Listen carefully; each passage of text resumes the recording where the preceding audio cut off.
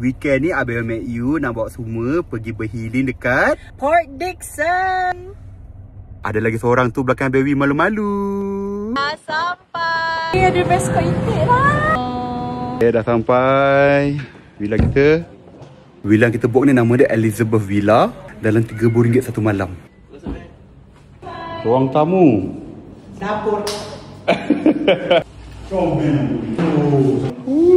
Ni bilik mok dengan pok. Jacuzzi. Hello. Tak usah kacau lah, baby. Excuse sikit. Wah, ada jacuzzi jugalah tandas baby. Pok. Ni memang perfect untuk family besar-besar nak gathering. Kalau malam tak tahu nak buat apa, semua ni boleh sewa, tutup pukul 10 malam. Dia ada banyak aktiviti, tapi yang ni kita nak naik. Kakak. Jangan kacau Mek You nak healing seorang-seorang ni. Mu jangan bagi aku basuh dah ni ya.